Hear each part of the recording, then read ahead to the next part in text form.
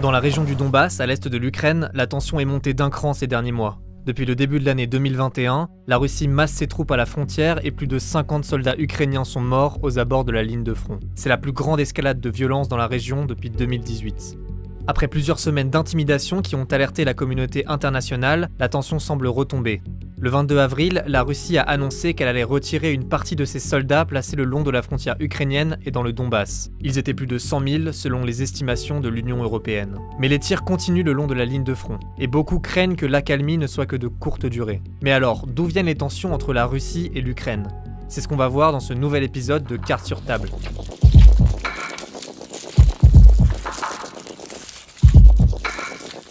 Au cours de l'histoire, les deux pays ont toujours été liés. La civilisation russe naît dans la Russie kievienne. Cette principauté, qui était aussi une grande puissance européenne, avait pour capitale Kiev, comme l'Ukraine actuellement. À partir du XVIIIe siècle, la quasi-totalité de l'Ukraine appartient à l'Empire russe. Après une brève période d'indépendance, elle est intégrée en 1922 à l'Union soviétique, qui s'étendra vers l'ouest jusqu'à englober l'entièreté de ses frontières actuelles. Sous l'URSS, l'emprise russe se renforce en Ukraine. En 1932 et 1933, la collectivisation forcée des terres voulue par Staline provoque une grande famine, l'Holodomor. Elle tue entre 3 et 5 millions d'Ukrainiens. Beaucoup de paysans sont forcés de fuir leur village pour aller travailler dans les régions industrielles du sud et de l'est du pays comme le Donbass. Et dans ces régions, les usines sont gérées par des Russes. En 1991, l'URSS s'effondre et l'Ukraine accède à l'indépendance. Mais l'influence de la Russie reste forte, en particulier dans le sud et l'est du pays. Dans ces régions, le russe est parfois la langue maternelle de plus de 60% de la population. Bien sûr, la langue n'est pas le seul critère à prendre en compte pour saisir la complexité de l'identité ukrainienne, mais c'est une raison essentielle de la volonté séparatiste des russophones qui ne veulent pas voir leur langue marginalisée ou discriminée, ce qui explique leur envie de demeurer dans un espace où on parle russe. Demonstrators clash with police, with hundreds of thousands protesting the results of the election and calling for a new vote. L'élection présidentielle de novembre 2004 marque un tournant pour l'Ukraine. Elle oppose deux victors. Le libéral Yushchenko, tourné vers l'Occident, et le pro-russe Yanukovych, soutenu par Vladimir Poutine. Yanukovych est donné gagnant du second tour, ce qui provoque le soulèvement des partisans de son rival.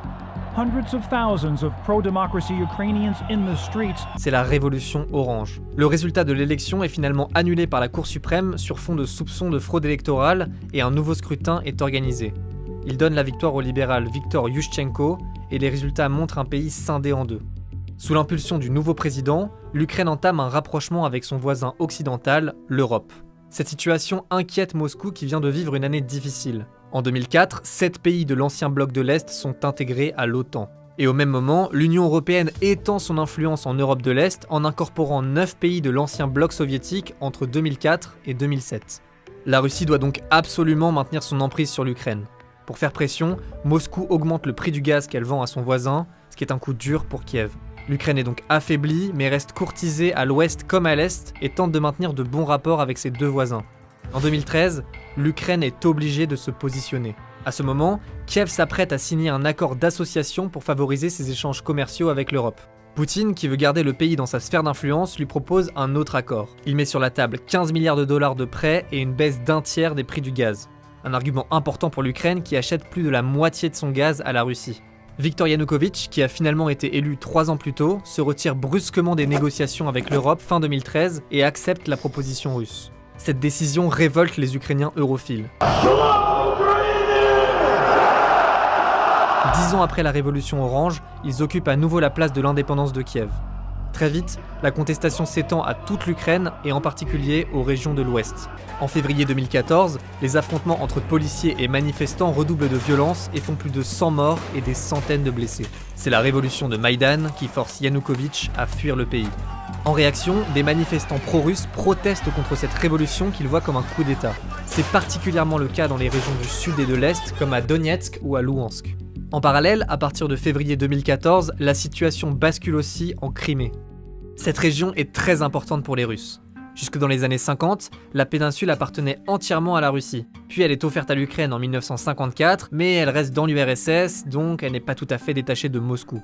Quand l'Union soviétique disparaît, c'est bien à l'Ukraine que la Crimée est rattachée avec le statut de république autonome. La Russie perd alors une zone hautement stratégique, puisque la Crimée a un accès direct à la mer Noire, qui communique avec la Méditerranée, qui se jette ensuite dans les océans. Revenons en 2014. Des soldats russes sans insigne se mêlent aux contre-manifestations qui se multiplient en Crimée. Au même moment, la Russie masse ses troupes à l'est du détroit de Kertch. En mars, Moscou organise un référendum illégal du point de vue du droit international pour demander aux Criméens s'ils sont favorables au rattachement de la péninsule à la Russie. Les résultats donnent une majorité de oui, et Moscou annexe la Crimée.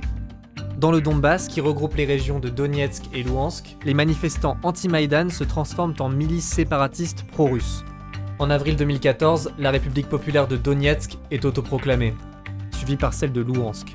Après presque un an de combats particulièrement meurtriers, les deux parties signent les accords de Minsk II en 2015. Une tentative de cessez-le-feu qui n'arrête pas les combats, mais réduit leur intensité. Depuis 2014, les affrontements ont fait plus de 13 000 morts et près d'1,5 million de personnes déplacées.